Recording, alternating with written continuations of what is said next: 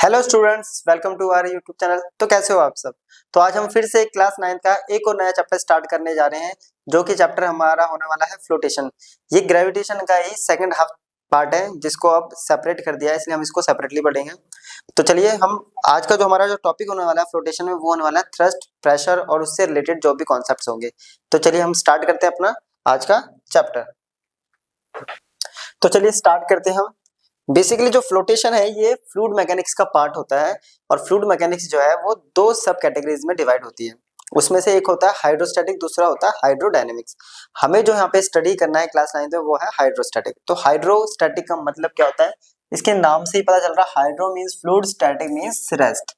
तो फिजिक्स की वो ब्रांच जिसमें फ्लूइड जब रेस्ट पे होता है तो उसको हम स्टडी करते हैं, उसे हम कहते हैं हाइड्रोस्टैटिक, राइट। यानी यहाँ पे जो फ्लूइड होगा वो किसी ना किसी कंटेनर में रखा होगा, ठीक है, किसी ना किसी कंटेनर में भरा हुआ होगा। वो मूव वाला पोर्शन जो है हमारे में, यानी हम रिवर, कैनल, इस टाइप का फिनोमिना पे कंसीडर नहीं करेंगे। ट्यूब के अंदर पाइप, सॉरी, किसी ट्यूब के अंदर वाटर फ्लो कर रहा है, ये भी हम यहाँ पे कंसीडर नहीं करने वाले हैं, ठीक है। तो हमारा जो चलेगा वो हाइड्रोस्टैटिक चलेगा। क्लियर। तो सबसे पहले प्रेशर समझने के लिए सबसे पहले जो हमें समझना पड़ेगा वो होता है थ्रस्ट। अब थ्रस्ट क्या होता है, तो थ्रस्ट समझते हैं पहले। ये क्यूबिकल बॉडी है, राइट। ये क्यूबिकल बॉडी है। अब इस क्यूबिकल बॉडी पे ध्यान से देखिए,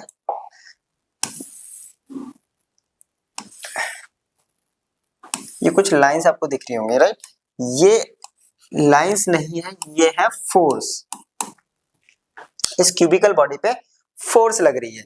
तो जो भी फोर्स किसी बॉडी पे परपेंडिकुलर लगती है, दैट इज 90 डिग्री में लगती है, उसी फोर्स को हम कहते हैं थ्रस्ट, ठीक है। फोर्स अपनी किसी भी एंगल पे लग सकती है, बट स्पेशली जब फोर्स नॉर्मली लग रही हो, 90 डिग्री पे लग रही हो किसी भी बॉडी पे, तो उसको हमने एक नया नाम दे दिया, उसे हम कहते हैं थ्रस्ट। जब बॉडी के ऐसे परपेंडिकुलर फोर्स लग रही हो तो उसे कहते हैं हम थ्रस्ट। तो इसी थ्रस्ट से हमारा टॉपिक बनता है प्रेशर। तो प्रेशर क्या होता है, जो कि अभी हमने पीछे देखा था, सेम वही टॉपिक है, यह है pressure.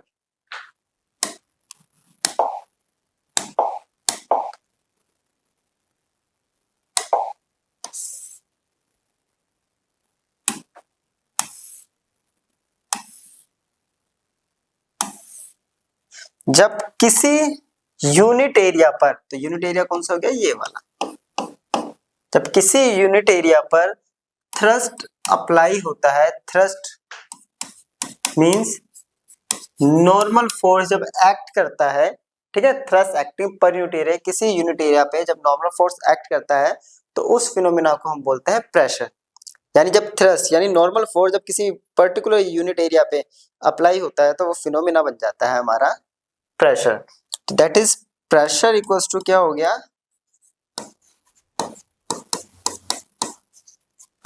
Thrust per unit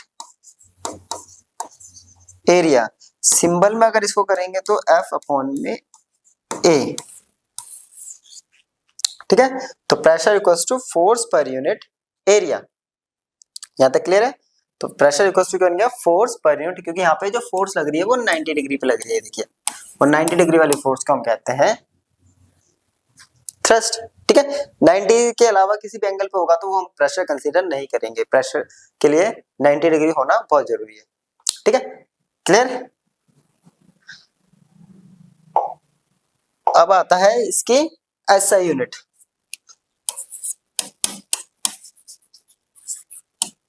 SI unit देखिए, फॉर्मूला अपना आता है P equals to F upon में A। इसकी एसआई यूनिट होती है न्यूटन, इसकी होती है मीटर स्क्वायर। यूनिट होनी चाहिए newton per metre square. But due to एक साइंटिस्ट थे हमारे ब्लेज पास्कल, उनका बहुत बड़ा कंट्रीब्यूशन है प्रेशर की डिस्कवरी में, तो उनका नाम की वजह से जो एसआई यूनिट है वो बनी हुई है। एसआई यूनिट को नाम दे दिया है पास्कल, जिसे शॉर्ट में लिखते हैं पीए। तो it means 1 pascal equals to 1 newton per metre square, तो न्यूटन पर मीटर स्क्वायर ही पास्कल है। तो हम पास्कल भी लिख सकते हैं ऐसा यूनिट, और न्यूटन पर मीटर स्क्वायर भी यूज कर सकते हैं, दोनों ही यूज कर सकते हैं। ठीक है, दोनों में कोई भी गलती नहीं है। अब इसी से जो है हम 1 पास्कल को डिफाइन करेंगे। तो 1 पास्कल को कैसे डिफाइन करेंगे, तो pressure equals to force upon में एरिया, ये हो गया 1 पास्कल, राइट। फोर्स 1 न्यूटन और एरिया 1 मीटर स्क्वायर, राइट। तो मैंने आप लोगों को बता रखा है कि कभी भी किसी भी क्वांटिटी को उसकी 1 यूनिट से, राइट, डिफाइन करना हो तो उसका जो भी फॉर्मूला बना होता है उसमें सारी क्वांटिटी को उसकी 1 यूनिट लिख दीजिए, उससे अपनी डेफिनेशन बन जाती है। फिर 1 pascal is defined as the pressure exerted on a surface area of 1 metre square by the thrust of 1 newton. It means अगर किसी ऑब्जेक्ट जिसका एरिया यूनिट है, यानी 1 यूनिट है या 1 मीटर स्क्वायर एरिया है, और उस पे 1 न्यूटन हम फोर्स परपेंडिकुलरली लगा देते हैं, तो उस पे जो प्रेशर की वैल्यू हमें मिलेगी वो मिलेगी 1 पास्कल। क्लियर, क्या मिलेगी, 1 पास्कल। तो ये हो गया पास्कल की डेफिनेशन। अब आता है कि प्रेशर से रिलेटेड जो एप्लीकेशन है रियल लाइफ में हम कहाँ अप्लाई करते हैं।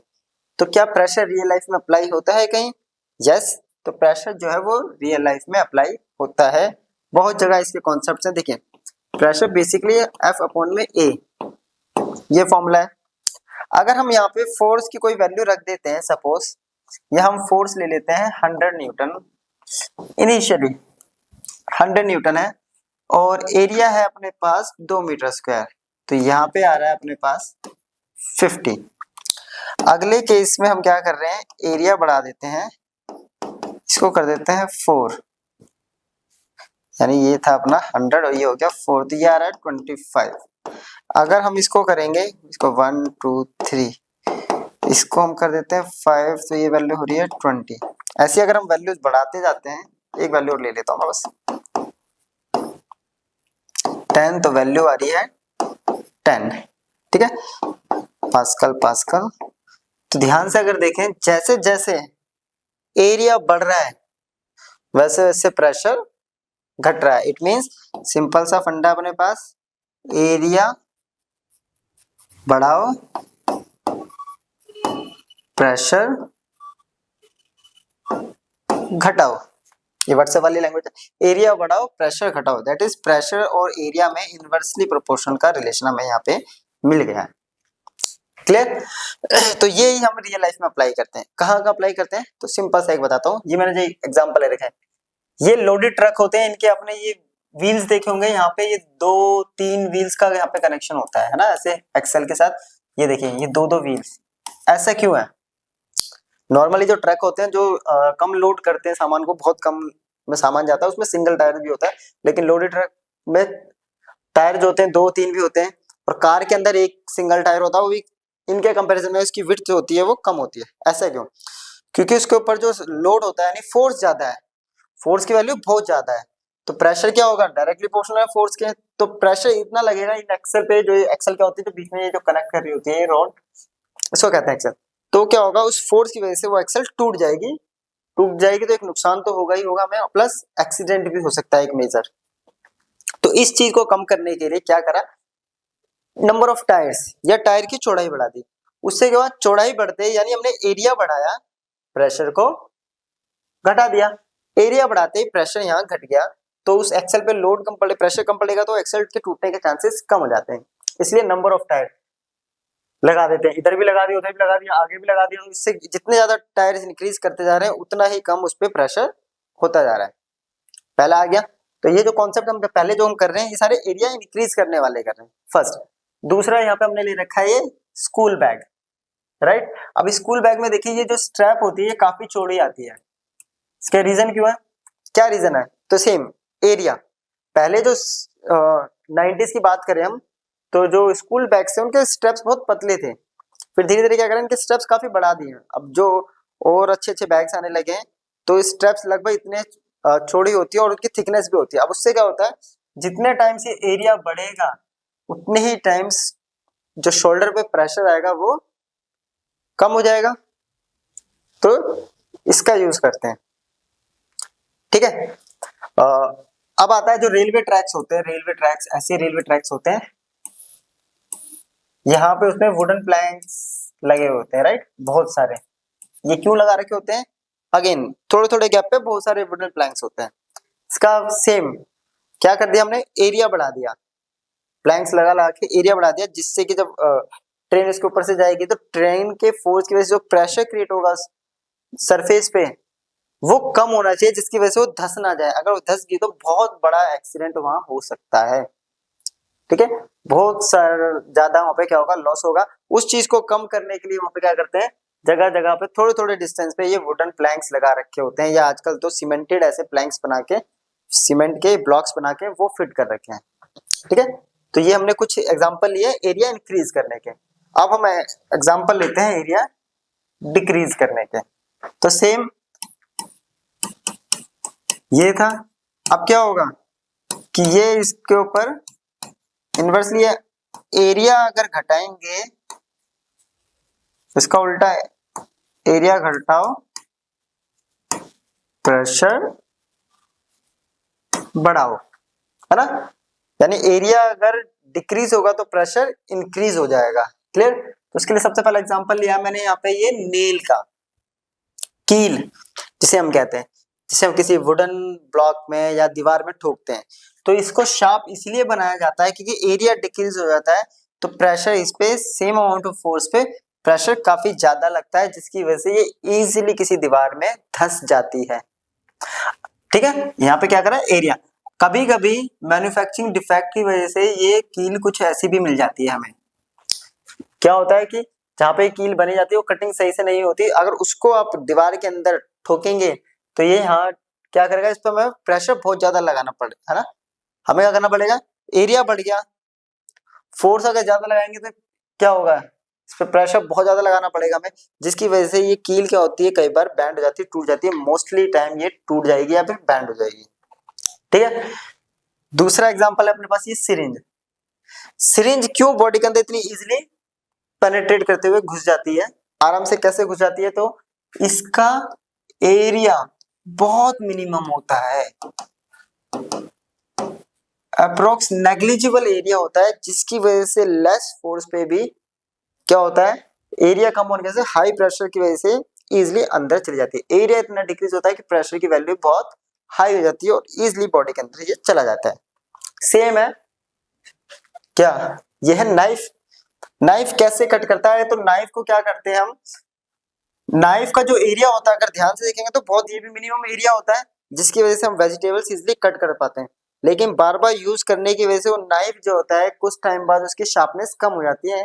तो ऐसा क्यों होता है, क्योंकि वो नाइफ हो जाता है ब्लंट, है ना, धीरे धीरे उसका एरिया कट करने की वजह से एरिया इंक्रीज हो जाता है, तो जिसकी वजह से हमें फोर्स ज्यादा लगाना पड़ता है। और जो सॉफ्ट वेजिटेबल्स होते हैं टमाटर जैसे, उसको काटते हैं तो उसका जूस निकल जाता है कई बार, तो उसके लिए हम क्या करते हैं, किसी चाकू वाले पे जो इसकी शार्पनेस को इंक्रीज करता है उसके पास लेके जाते हैं, वो इस टाइप के पत्थर पे इसको रगड़ता है, जिसकी वजह से इसका एरिया को वो और डिक्रीज कर देता है और उसके अंदर शार्पनेस आ जाती है।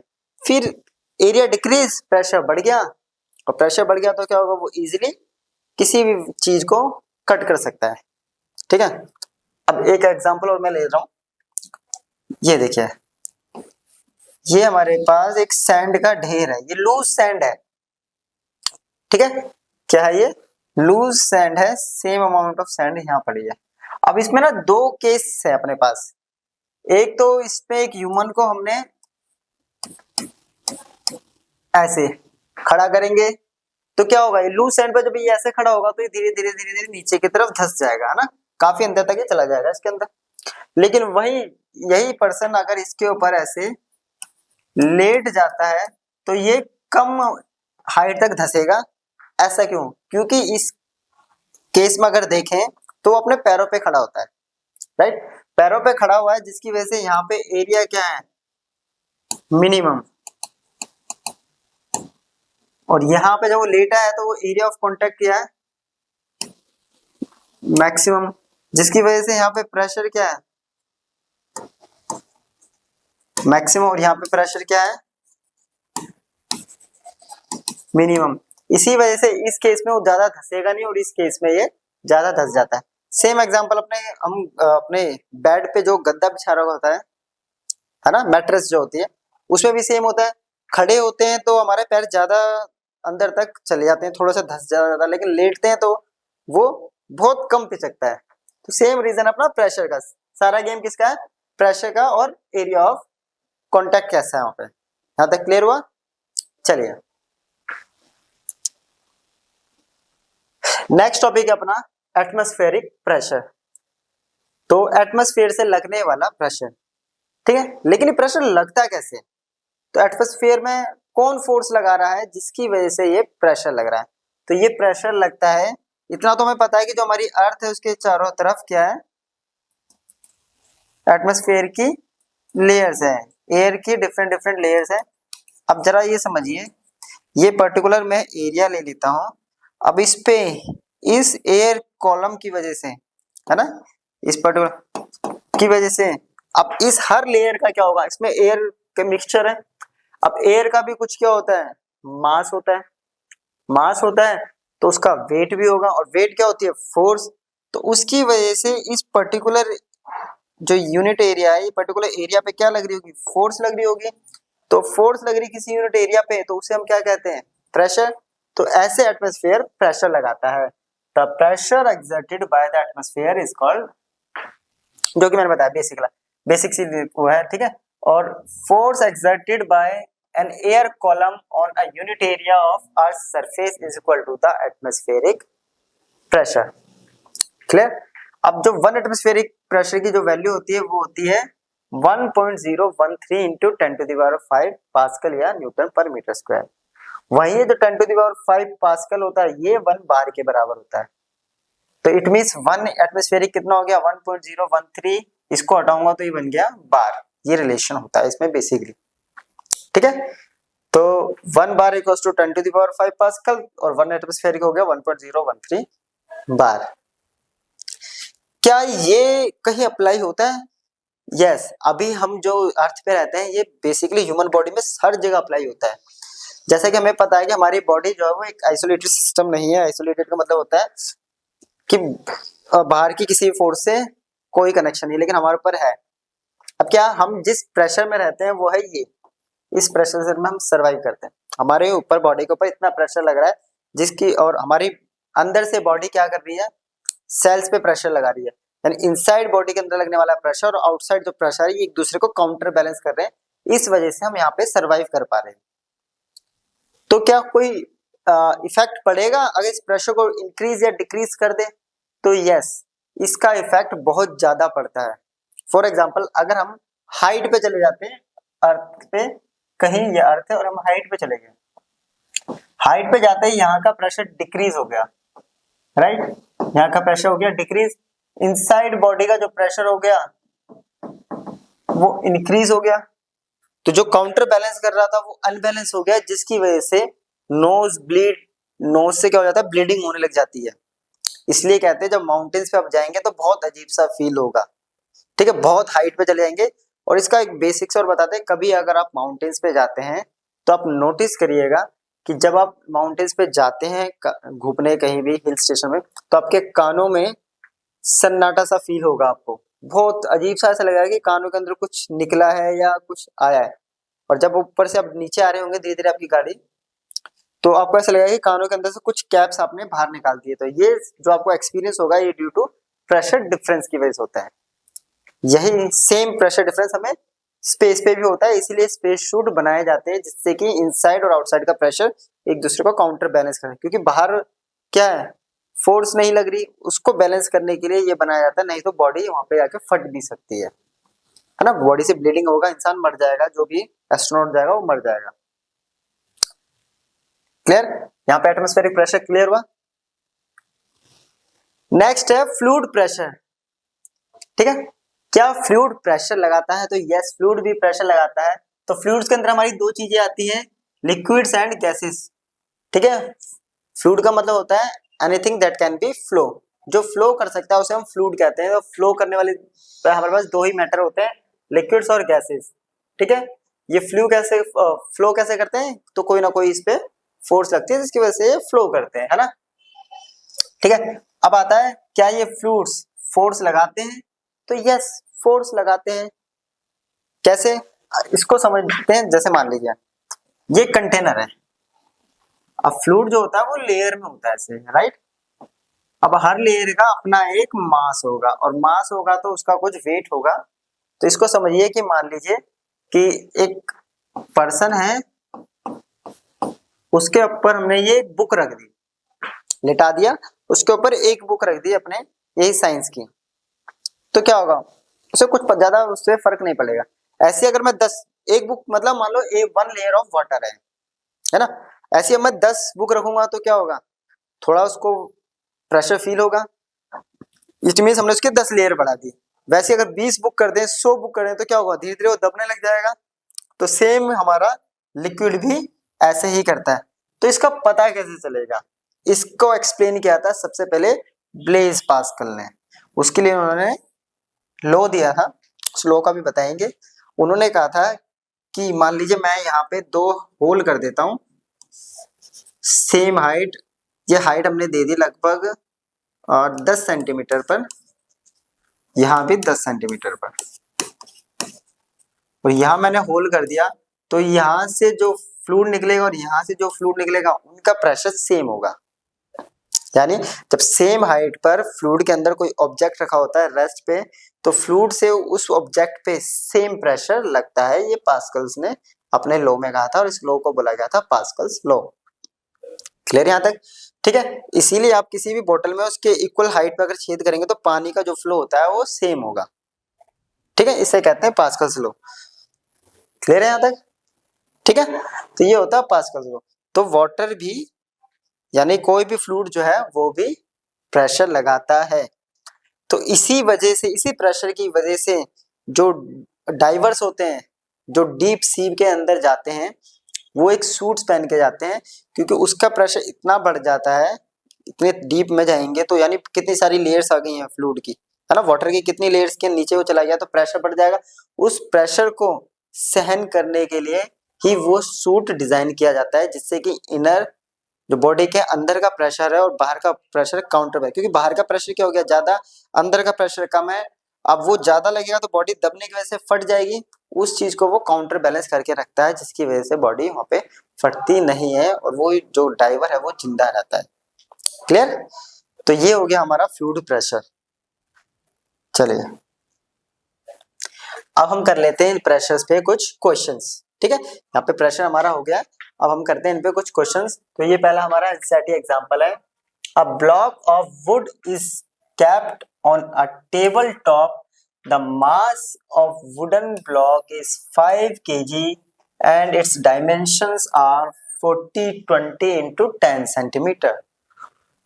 Find the pressure exerted by the wooden block on the tabletop if it is made to lie on the tabletop with its sides of dimensions 20 into 10 centimeter and 40 into 20 centimeter. तो question को मैं कुछ समझाता हूँ कुछ पहले।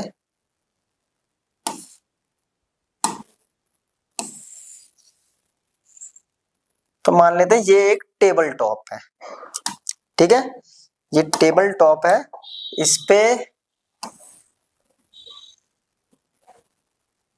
ये कुछ ऐसे रखा है, एक बार ऐसे रखा है और एक बार कुछ ऐसे रखा हुआ है, मतलब डिफरेंट डिफरेंट केसेस में रखा हुआ है।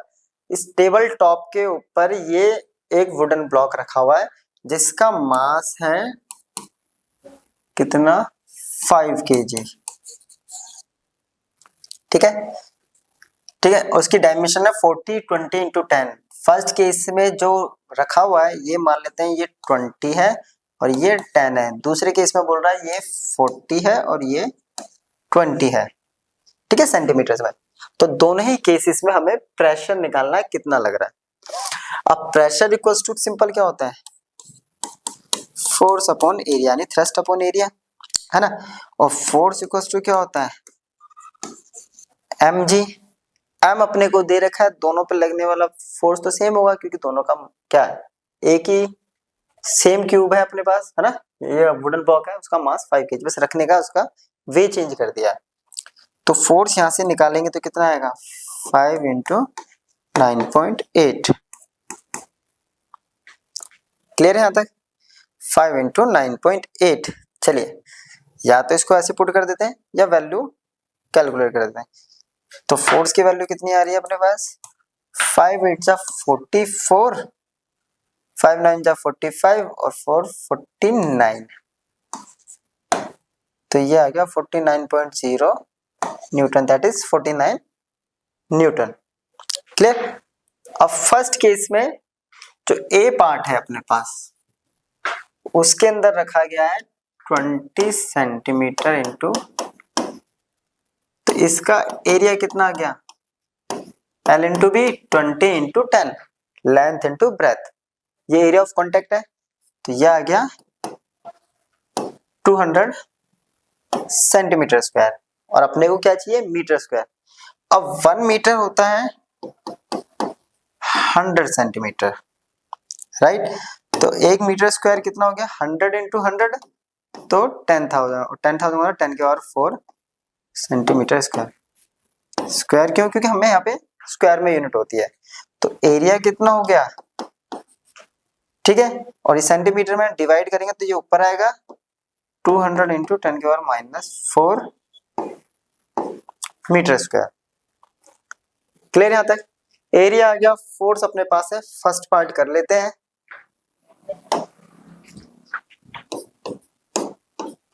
प्रेशर 1, फोर्स अपॉन में एरिया 1, फोर्स आया 49, एरिया आया 200 इंटू 10 टू द पावर -4। ठीक है, ये इससे कैंसिल हो जाएगा, ठीक है, 2 0 इससे कटेंगे, ये आ गया 2 -2, इसको ऊपर ले आएंगे बाद में, इसको यहाँ पे डिवाइड करूंगा 2 2 जा 4, 2 4 जा 8, 0.5 10.5 इंटू 10 की पावर 2। ठीक है, इसको कैंसिल करेंगे तो ये आएगा 2450, तो ये आ गया इतना पास्कल प्रेशर। क्लियर? पॉइंट हटाएंगे एक कट जाएगा तो 2450। ठीक है, ये आ गया अपना फर्स्ट। सेकंड पार्ट में जो कह रहा है वो है 40 इंटू 10 था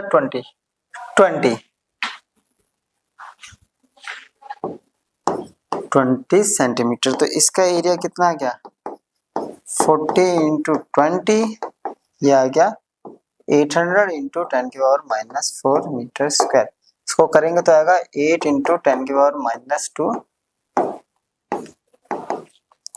प्रेशर निकालते हैं, pressure 2 equals to force upon में एरिया 2, राइट? फोर्स अपने पास कितना था 49, ये आ रहा है अपने पास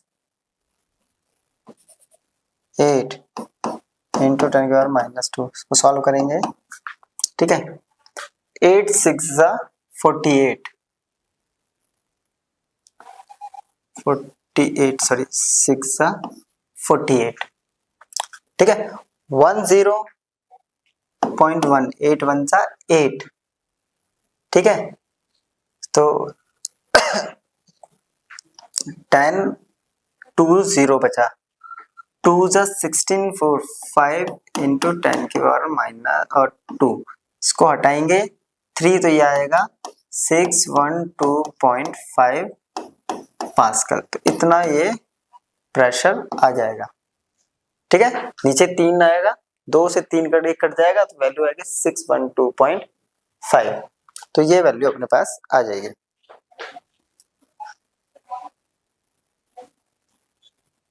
चलिए next question, a hammer exerts a thrust of 30 Newton on the head of a nail having an area of 0.5 mm square.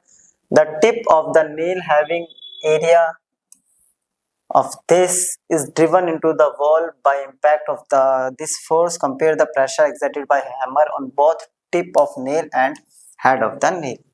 क्या कह रहा है, एक हैमर है जो थ्रस्ट लगा रहा है यानी फोर्स है ना 30 न्यूटन, किस पे, टिप, और नेल है उसके टिप पे, ये वाला टिप पे और इसकी दूसरा क्या है, सॉरी टिप पे और हेड पे, राइट। टिप पे और हेड पे से लगा रहा है लेकिन बट दोनों का जो एरिया है, जो हेड का एरिया अलग है।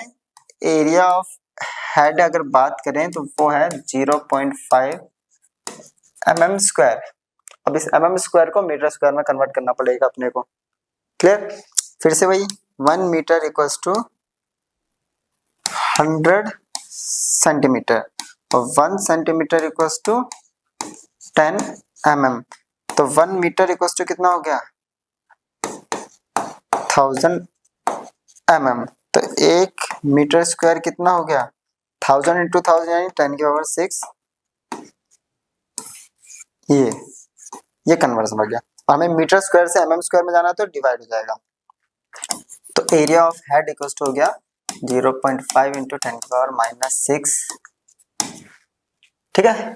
अब प्रेशर निकालेंगे हम हेड पर, तो क्या निकलेगा, फोर्स अपॉन में एरिया।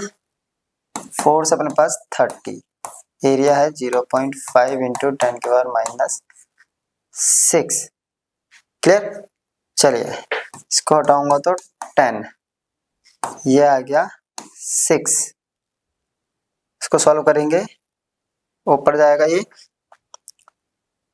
ऊपर चला जाएगा, पॉजिटिव हो जाएगा, 10 की पावर -6 प्लस 6 और 1 10 की पावर, ये आ गया 6 इंटू 10 की पावर 7 पास्कल।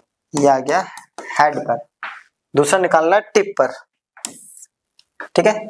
अब टिप का एरिया कितना है, 0.0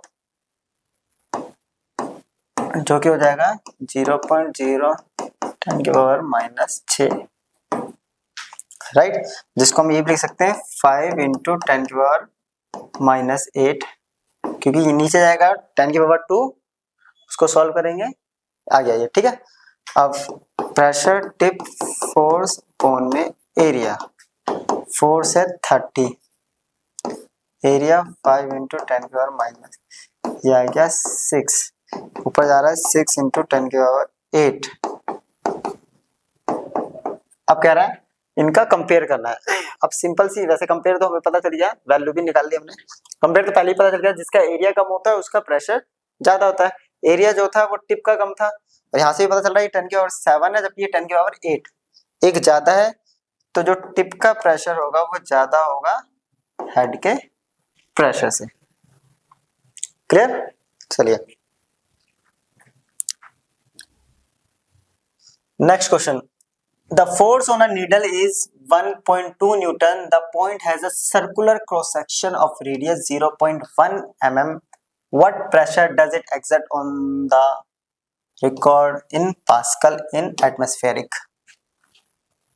ठीक है, सिंपल सा है, अपने पास क्या कह रहा है कि फोर्स लग रही है 1.2 न्यूटन की, ठीक है, और पॉइंट के पास सर्कुलर क्रॉस सेक्शन है, इसका रेडियस है 0.1 mm।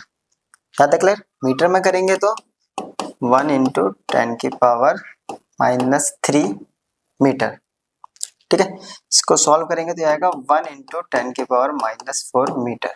अब एरिया निकालेंगे तो वो होता है पाई आर स्क्वायर, ठीक है, जो कि हो गया 3.14 इंटू 10 की power -4 into, it means 3.14 into 10 की पावर -8 हो गया, क्लियर। अब प्रेशर निकालना है पास्कल में, फोर्स अपॉन में एरिया।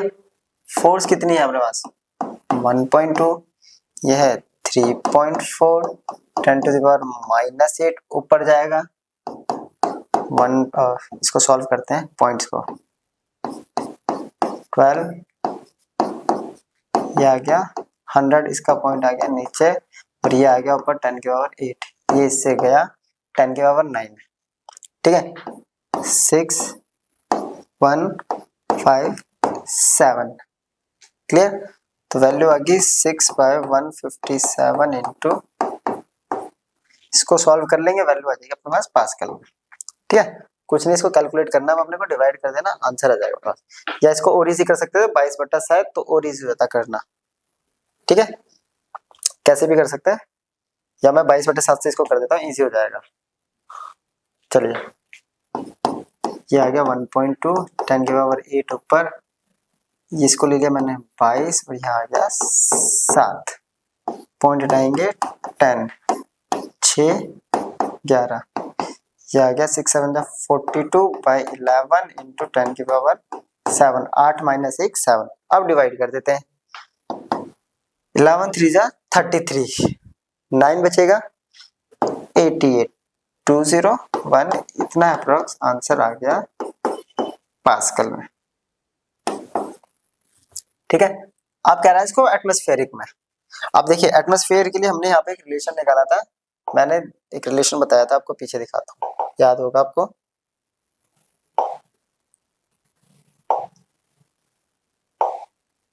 ये रहा 1 एटमॉस्फेरिक इक्वल्स टू इतने पास्कल होता है। ठीक है, ध्यान से देखिए 1 एटीएम इतना पास्कल है, तो 1 पास्कल कितना होगा, तो 1 एटीएम अपॉन में 1.013 इंटू 10⁵ है ना, ये इधर जाके डिवाइड हो जाएगा, डिवाइड कर देंगे आंसर अपने पास आ जाएगा। क्लियर, तो यही हमें वहां पे करना है।